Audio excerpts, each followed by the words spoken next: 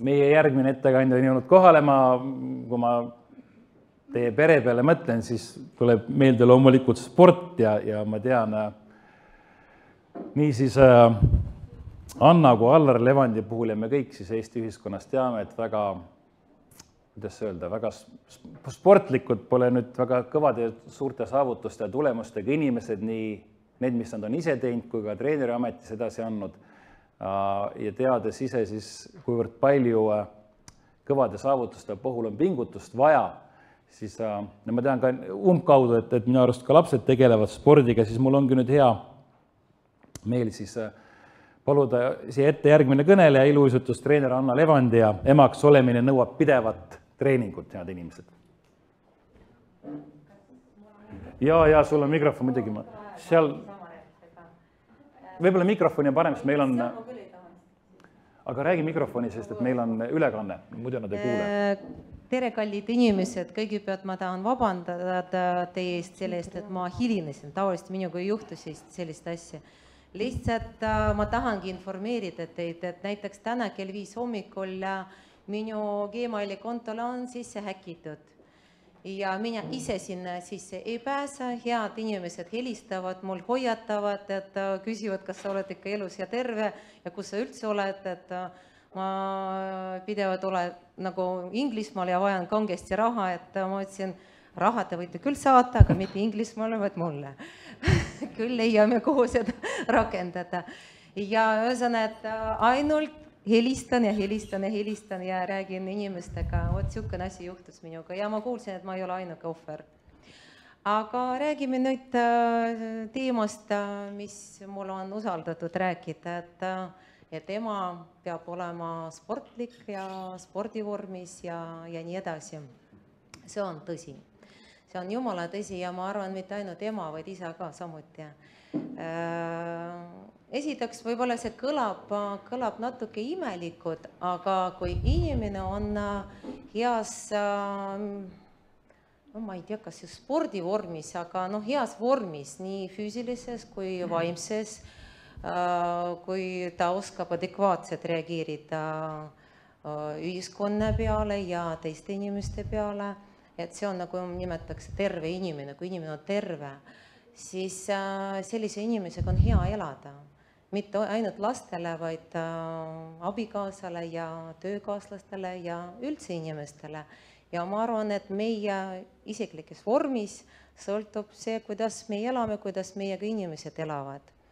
Aga ütlen, et emana, nüüd ma olen juba 3. kord ema ja pean tunnistama palju targem, palju arukam kui esimesed 2 korda. Nüüd palju igasugust rumalat vigu ei tee, aga ikkagi need vead juhtuvad.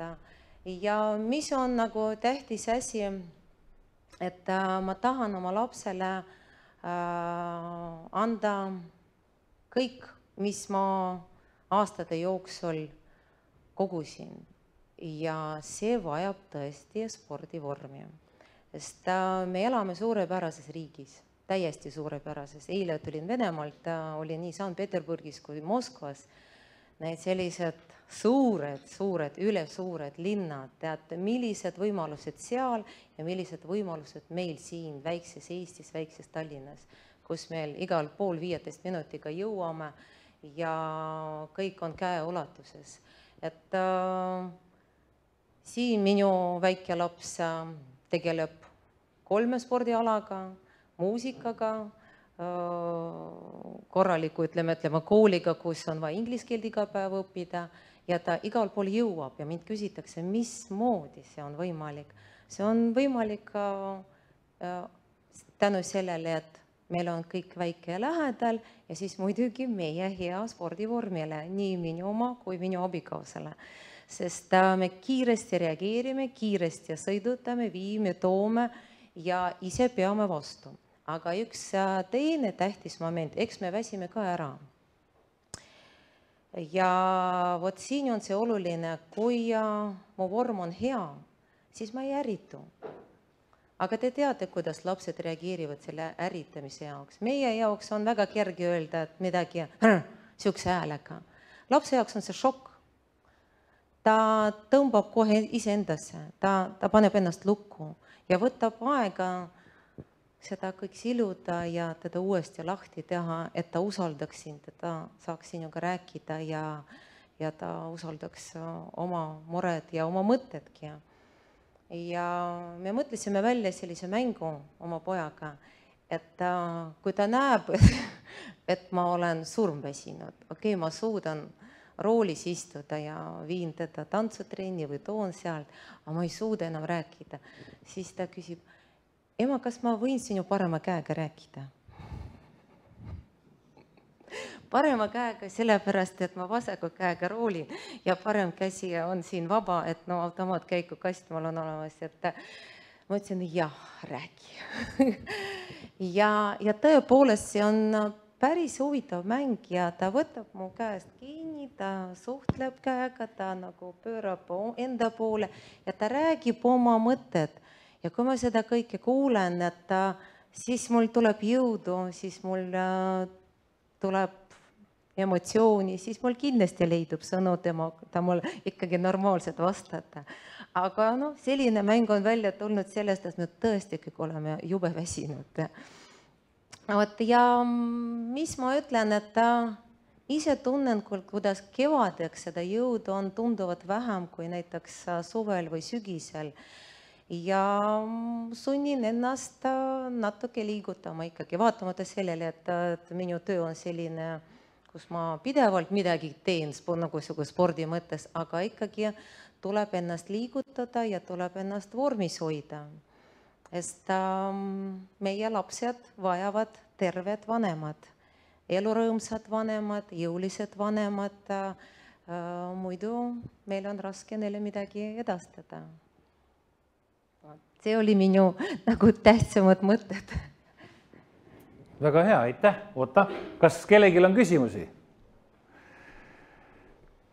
Ühele väga sportlikule inimesele. Minu muidugi oleks kohe 100. Ma esitan paar. Alustame äkki kiiresti vastan. Jah, kui ma tean, et te olete kogu aeg vormis olnud, ma mõtlen sina ja Allar, on õnnestunud ka paar projekti mõlemaga koos teha isegi ringvaates, et nagu nüüd mõelda selle peale, et te olete kogu aeg sportlikus vormis olnud, kas see nii-öelda enda vormis hoidmine, kas see on lihtsalt sellest inertsist, et te olete mõlemad tippspordiga aegu tegelenud või nüüd, kui on pere, kui on lapsed, kui sa, nagu sa ütled, sa oled vahel nii väsinud, et suu ei jaksa rääkida, parem käsi räägib. Kas te nüüd olete teadlikult mõeld ka, et ma pean nende heaks ennast vormis hoidma, kas on sellest vanast inertsisse vormis hoidmine või ei, ma võtan käsile, ma tegelen sellega spetsiifiliselt, spetsiaalselt? No ütleme nii ja naa. Ja see on nagu ei ole inertsist või see on treenitusest ja ma tegelikult rohkem ja rohkem ma kummardan spordi eest ja kummardan selle eest, et mina olin tippspordist ja elus palju lihtsam elada, sest sellised põhiväärtused on sisestatud, mis aitavad lihtsalt elus elada.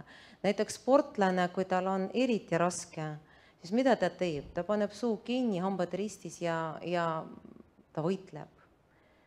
Ja see on kõige tähtsam minu jaoks, et kui minuga juhtuvad sellised asjad, ma samamoodi tegutsen ja peres ka samuti. Me Allariga, ma ei saa öelda, et me üldse ei tülitse, aga me praktiliselt ei tülitse, me jääme vait lihtsalt. Ja mina ütlen, et see on väga hea lahendus probleemide lahendamiseks. Teistmoodi ma ei ütle, et jäägu vait, sõnad rikkuvad kõik. Me purskame ja pärast mõtleme, pidin ma seda ütlema ja pidin ma nagu, jääd vait, lähed oma ette, seedid neid mõtted, rahuned maha ja ei olegi probleemi. Nii ühel kui teise. Aga kui on vaja ikkagi rääkida, siis juba rahuned maha ja saad rahulikult rääkida. Ja see on pärit spordist meil mõlemal. Et see on selline täpselt ühtemoodi reaktsioon. Kui me midagi on, siis on näha, et ja tegeleme igaüks oma asjaga ja me ei räägi. Ja see ei ole paha. Selles mõttes õhus ei ripu pinge, vaid lihtsalt säästame, me säästame teineteise, et me nagu ootame seda õige hetket, kus saaks edasi minna. Ja see on tulnud spordist ja ma sellepärast soovitangi kõik, absoluutselt kõik lapsed, ükskõik, kas nad sobivad või tundub, teil on see õige või vale, pange absoluutselt kõik spordi tegema. Mida sport õpetab? Sport õpetab pingutama ja valu kannatama, füüsilist valu, hingevalu, kuidas sellest välja tulla, kuidas läbi raskused minna, kuidas jalgadele uuesti püsti tõusta. Näiteks väga hea spordiala on iluuisutamine. Meil muusika mängib. Ma ei saa peatada muusikat. Muusika mängib, uisutaja kukub. Ta peab kiiresti üles kargama, naeratusi sirutama ja edasi jooksma muusika järgi, mitte selle järgi, mida ta parajasti tahab teha, vaid muusika järgi. Kui me võtame see asi filosoofiliselt, ehk me peame oma rasketest hetkedest püsti kargama, naeratusi sirutama ja jõudma sinna, kus me just parajasti kukkusime. Et ma ütlen, see on suur tänu spordile ja ei pea tippspordi jõudma, sinna jõuavad sellised üksikud, eriti praegu. Aga võt see algõpetus oleks hea, kui läbiks kõik inimesed, sellised tähtsad väärtused elu jaoks. Väga meeldib, meil on üks küsimus. Ma annan mikrofoni ka, siis on kuulda küsimus. Ma ei taha spordi külje pealt küsida, sest spordis ja sporditööl olen ma ise palju olnud, seda ma tean, aga ma küsin nagu tavainimene. Mul endal on sellel vastus olemas, aga ma tahan Anna käest kuulata vastust. Kuulates, kui palju tänapäeva inimestel on teha ja ma tean, et paljud veavad neid lapsi samamoodi nagu teie ja ennast vormis hoida, nad ei ole sportlased ega spordiga tegelenud. Kust võtta seda aega? See on tüüpiline vastus. Ma teeksin jah, aga mul ei ole aega. Aega on. Tuleb lihtsalt oma elu üle vaadata, et mida tahaks sellest elus, aega on. 24 tundi on piisavalt palju aega.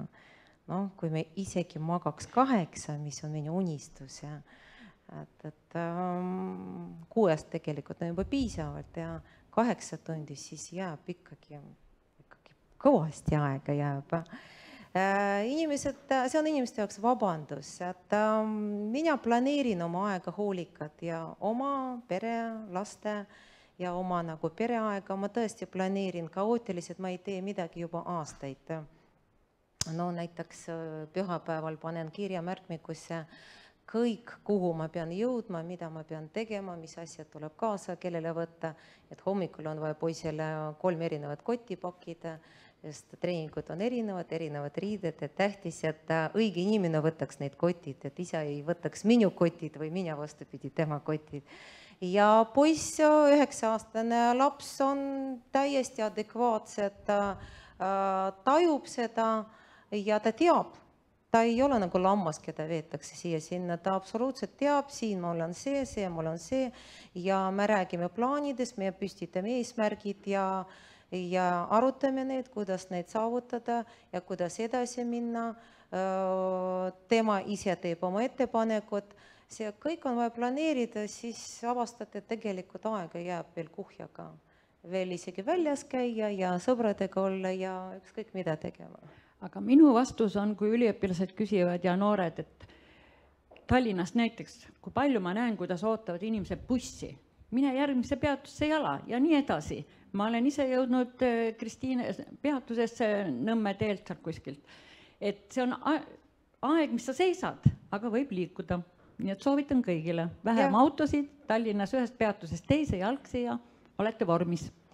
Ja vähem seda nuppudega, et rohkem ikkagi vaatada maailma poole ja liigutada.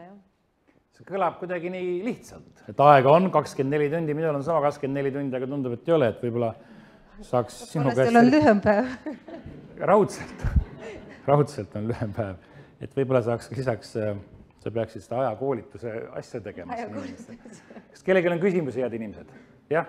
üks küsimus sealt, ma annan mikrofoni ka palun, et siis jõuab see eetrisse. Indrek Ludis, Evangeelitsensi peasekretär, olen 6 lapse isa, 32 aastat abielus. Konverentsi pealkirja Nappi mu mees armastab mind. Sa, Anna, rääkisid väga palju spordist, aga me ei tea, kui palju, kuidas Allar sind armastab. Tegelikult Eesti ühiskond on ilmselt rohkem neid hallikarve saanud teie spordielu jälgides, kui te ise võib-olla.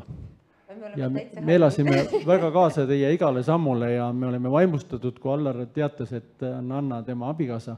Nii et me elame jätkuvalt kaasa teile.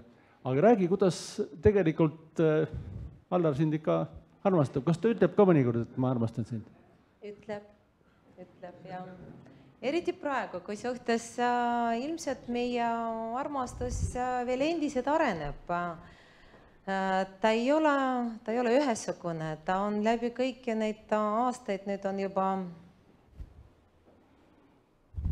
26 aastat me oleme abielus ja koos oleme 28 aastat ja et ta on kogu aeg erinev, läbi kõik neid aastad, kui ma tuletan meelde, ta on väga teistsugune ja mina ütlen, et praegu ma seda armastuse eriti naudin ja kui mees tõesti, ta on sinu oma, seda härra rääkis, ma tunnetan seda sama, sa tuled, sa lihtsalt ja tema tuleb ja me kallistame ja see on piisav, et me ei pea isegi rääkima, me oleme lihtsalt koos kõrvuti ja on niivõrd hea olla.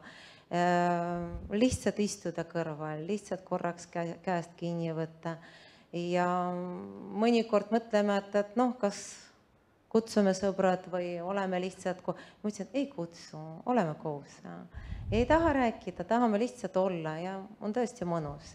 Ja kuidas ta praegu, ma isegi esitasin talle pretensiooni. Ma ütlesin, tead, sa hävitad minust nii naise kui kodupere naise.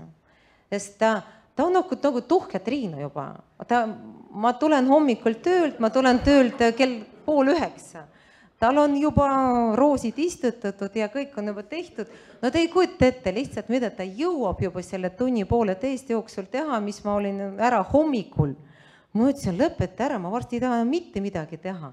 Et ta õhtul valmistab õhtusöögi, et hommikul on kohvi tehtud ja koristab ja istutab ja täitsa uskumatu, ma ütlesin, see on juba liik natuke, aga muidugi see nalja poolest, sest tööd jagub iga majapidamises ja eriti kui on 3 last, suured poisid on suured, aga ikkagi nende eest tuleb ka hoolitseda. Aga mis mind kõige rohkem rõõmustab, et mina annaks temale aastate isa tiitli, et selline eeskuju 3 poisile, see on super. See kõike, mida ta oskab, mida ta teeb kodus, kuidas ta armastab oma naist, kuidas ta hoolitseb meie kõigede eest, see on väga suur eeskuju. Ja mul on hea meel, et ta just mind valis ja nii kaugelt tõi. Ja vabandust, et ma võtsin kellegi koha võib-olla, aga mul on üle hea meel selle, et mina just sain selle. Et ju siis oli seda ära teenitud ka.